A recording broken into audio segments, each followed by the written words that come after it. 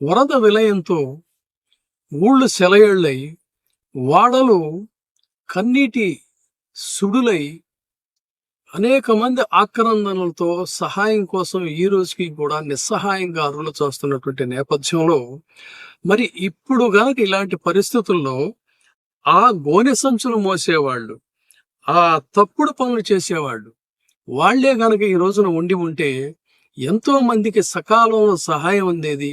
చాలా చనిపోయినటువంటి వాళ్ళ ప్రాణాల్లో చాలా ప్రాణాలు బహుశా నిలబడి ఉండేవి.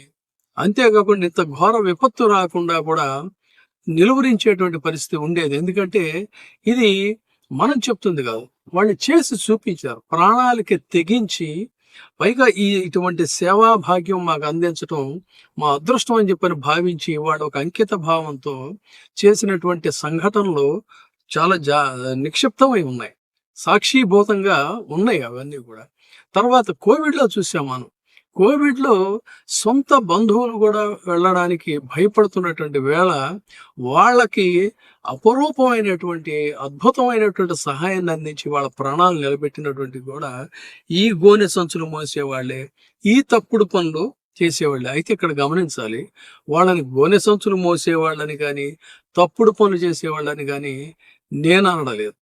ఆ పెద్దాయన అన్నారు. ఆ పెద్దాయన ఏమన్నారో ఒకసారి వినండి మీరు. ఎవరు అడిగారండి మిమ్మల్ని వాలంటీర్స్ మీ కార్యకర్తలకేమని? ఎవరు అడిగారా? ఏంటి లాభం? ఏంటి లాభం? లాభం ఉందా దాంట్లో? 5,000 రూపాయలతో మీరు ఏం ఉద్యోగం అది? గోనె సంచులు మోసే ఉద్యోగమా? బియ్యం సంచులు మోసే ఉద్యోగం మేము పెద్ద ఎత్తున ఇచ్చేసామని కథలు మాట్లాడతారా మీరు? వీళ్ళు పోయే చేసే పనులు ఇలాంటి తప్పుడు పనులా? ఎప్పుడు ఇండ్లకి వెళ్ళడం, డిస్టర్బ్ చేయడం, డే టైం మగవాళ్ళు ఉండరు, వెళ్ళిపోయి తలుపులు కొట్టడం. ఇది ఎక్కడదండి? ఇది ఎంత నీచమండి! ఇవన్నీ చూస్తే ఎంత బాధ వేస్తుంది, ఆవేదన వస్తుంది, ఆవేశం వస్తుంది. చూశారుగా వాలంటీర్ల యొక్క పరిస్థితి ఏంటంటే, చంద్రబాబు నాయుడు గారి దృష్టిలో గోనె సంచులు మోసేటువంటి వాళ్ళు, తప్పుడు పనులు చేసేటువంటి వాళ్ళు.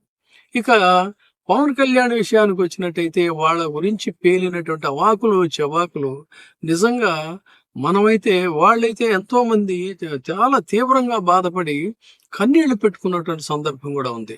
అటువంటి వాలంటీర్లు ఈ విలయం వచ్చిన సందర్భంలో, ఈ వరదలు వచ్చినటువంటి సందర్భంలో వాళ్ళే గనక ఉన్నట్టయితే ఎంతో మందిని వాళ్ళు ఇప్పుడు చనిపోయినటువంటి వాళ్ళలో కొంతమంది ప్రాణాలు నిలబడి ఉండేవి.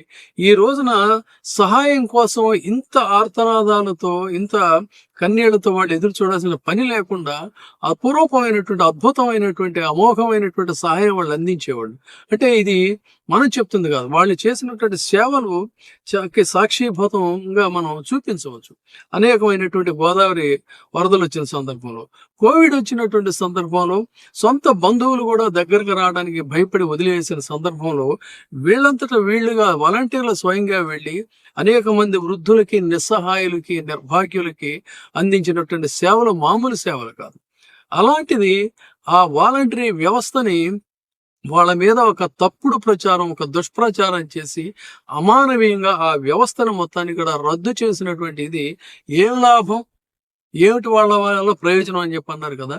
వాళ్లే గనక ఉండి ఉంటే ఏమి లాభమో, ఎంత లాభమో, వాళ్ళు ఇవాళ లేకపోవటం వల్ల ఎంత నష్టం జరిగిందో అనేటువంటిది కూడా మనం గ్రహించవచ్చు. ఇది వాస్తవానికి దుష్ప్రచారాలకి ఉన్నటువంటి తేడా. కాబట్టి దుష్ప్రచారాల్ని బలమైనటువంటి మీడియాతో పదే పదే పదే చెప్పి సగటు జనాల మెదళ్లను తొలిచినప్పుడు ఆ అబద్ధాలే నిజాలవుతాయి. కానీ కష్టం వచ్చినప్పుడు ఆ వ్యక్తులు లేనటువంటి లోటు ఎంత భయంకరంగా ఉంటుంది అనేటువంటిది తెలుస్తుంది. కాబట్టి ఈ వాలంటీర్లు ఇవాళ లేని పరిస్థితిని కూడా చాలా చూడొచ్చు. వాలంటీర్లు గతంలో ఏం చేశారో కూడా ఒకసారి చూడండి.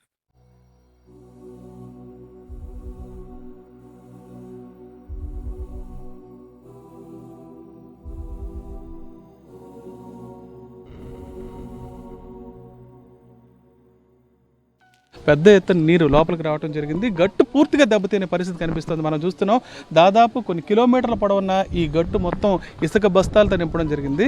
1986 తర్వాత వచ్చిన దారుణమైన వరదలుగా ప్రస్తుతం ఉన్న పరిస్థితిని నిపుణులు చెప్తున్నారు. ఈ నేపథ్యంలో ఈ గట్టును కాపాడుకోవడానికి ఒకవైపు అధికారులు ఎంత శ్రమించారో ఈ ప్రాంతంలో పనిచేస్తున్న వాలంటీర్లు కూడా అంతే శ్రమించారన్న విషయం స్థానికులు కూడా స్పష్టంగా చెప్తున్నారు. ఎందుకంటే బండ్ పెట్రోలింగ్ అనే వ్యవస్థను ఇక్కడ జిల్లా కలెక్టర్ ఏర్పాటు చేసి ప్రతి 100 మీటర్లకు ఒక వాలంటీర్ని ఏర్పాటు చేయడం జరిగింది. దాంతో నిరంతరం ఈ బండ్ పరిస్థితిని పరిశీలిస్తూ ఎప్పటికప్పుడు అధికారులకు సమాచారం ఇస్తున్నారు. దాని ఫలితంగానే అతిపెద్ద ప్రమాదాన్ని కూడా నివారించగలిగామని చెప్తున్నారు. ఈ వాలంటీర్లు అందించిన సర్వీసెస్ ఈ ప్రాంతంలో బండ్కి సంబంధించి ఏ రకంగా వాళ్ళని అడిగి తెలుసుకుందాం. ప్రధానంగా ఈ బండ్కి సంబంధించి మిమ్మల్ని ఏర్పాటు చేశారు కదా, అసలు గట్టు పరిస్థితి ఎలా ఉండేది, మీరంతా ఏ రకమైన సమాచారం అధికారులు ఇచ్చారు? ఎప్పటికప్పుడు కూడా ప్రతి మినిట్ కూడా ఉన్నత అధికారులకు, మా పై అధికారులకు ఆదేశాలు ఇచ్చాం సార్. ఎక్కడిగా వీక్ పాయింట్ ఉన్నా కన్నా వీక్ పాయింట్ వెంటనే లాటిట్యూడ్ లాంగిట్యూడ్ పద్ధతిలో వాళ్ళకి ఇంటిమేషన్ ఇవ్వడం కూడా జరిగింది సార్.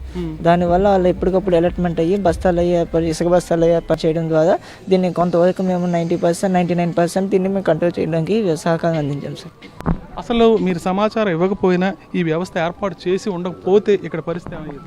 ఇక్కడ కనుక వాలంటీర్స్ లేకపోతే సార్ చాలా ఇబ్బందులు ఎదుర్కొనేవారు సార్. ఇక్కడ మేము మినిట్ టు మినిట్ 100 మీటర్స్కి ఎప్పుడైతే మాకు 100 మీటర్స్కి ఎప్పుడైతే వాలంటీర్ని ఇక్కడ ఏర్పాటు చేయడం జరిగిందో ఇక్కడ ఏం జరుగుతున్నది వాళ్ళకి వెంటనే వాళ్ళకి అధికారులకి ఇవ్వడం వల్ల వాళ్ళు ఎప్పటికప్పుడు అలర్ట్ అయ్యి సార్ ఇక్కడ ఈ సందర్భం ఇలా ఉంది, ఇక్కడ మాకు ఇన్ని మూటలు కావాలంటే వెంటనే వాళ్ళు అరేంజ్మెంట్ చేయటం, ఇవన్నీ చేయటం వల్ల మేము చాలా వరకు దీన్ని ఇక్కడ కంట్రోల్ మా సాయశక్తిలో ప్రయత్నించాం. మాకు ఇప్పుడైతే కొంచెం రిలీఫ్ అయితే అవ్వలేదు, కానీ ఇంకా మాకు ఒక 2 మీటర్స్ లాగింది. ఇంకా మేము భయాందోళనలోనే ఉన్నాము. ఇక్కడ మేము ఈ రోజు కూడా మేము ఇక్కడ డ్యూటీ చేస్తున్నాము. మేము ఈ రిలీఫ్ అయింది కాబట్టి వీళ్ళకి ఫుడ్ ప్రొవైడింగ్ కానీ, ఫుడ్ డిస్ట్రిబ్యూషన్ కానీ, మిల్క్ ప్రొవైడ్ చేయడం కానీ, మాలో వెజిటేబుల్ ఇవ్వడం కానీ, ఇవన్నీ కార్యక్రమాలు ఇవ్వాలని మేము స్టార్ట్ చేసాం. ఆల్రెడీ ఫుడ్ అయితే 4 డేస్ నుంచి ఇస్తాం సార్. వాలంటీర్లు అందించిన ప్రధాన సేవలు ఇక్కడ మనం గుర్తిస్తున్నాం. ఒకవైపు చూస్తున్నాం దాదాపు 6 అడుగులు 7 అడుగుల మేర ఇల్లు కూడా పూర్తిగా మునిగిపోయింది, బయటకు వచ్చే పరిస్థితి లేదు. వీళ్ళకి భోజన సదుపాయం కూడా వాలంటీర్లే అందజేసే పరిస్థితి ఎదురైంది. అమ్మ చెప్పండి, మీరు ఏ రకమైన సర్వీసెస్ అందించారమ్మా ఇక్కడ ఈ ఫ్లడ్లో? పెద్ద ఎత్తున వరదలు వచ్చాయి ఈ ప్రాంతంలో. మార్నింగ్ 6 నుంచి మాకు నైట్ డ్యూటీస్ కూడా ఫుల్గా ఉన్నాయి సార్. మార్నింగ్ 6 నుంచి నైట్ డ్యూటీలు కూడా చేశారు? నైట్ డ్యూటీస్ అందరం చేశారు సార్.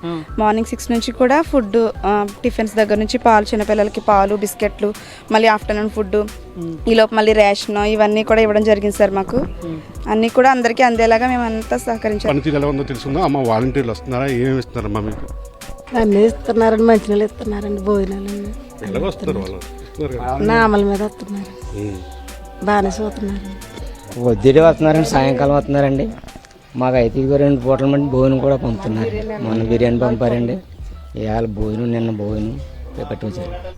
వశిష్ఠ గోదావరిలో వరద ఉధృతికి ఏటిగట్లు కోతకు గురవడంతో భయభ్రాంతులకు గురైన పరిస్థితులు తలెత్తాయి.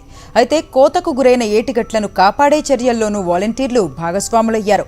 ఇసుక మూటలను తీసుకెళ్లి ఏటిగట్లను కాపాడే కార్యక్రమాల్లోనూ పాల్పంచుకుని విశేష సేవలందించారు. చూశారు కదా, ఇది నిజానికి వాలంటీర్లు చేసినటువంటి సేవలేమో అవి.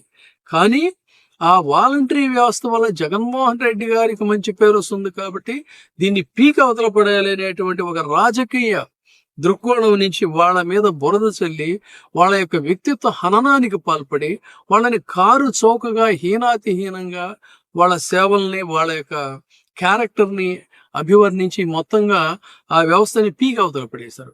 వాళ్లే కనుక వాళ్ళు ఉండుంటే పరిస్థితి ఎలా ఉంటుందో ఒకసారి మీరే ఆలోచించండి. ఇప్పుడే సబ్స్క్రైబ్ చేయండి, లైక్ చేయండి, షేర్ చేయండి. వే టీవీ ప్రైమ్, నీ ఉత్తమాభిరుచుల సమ్మేళనం.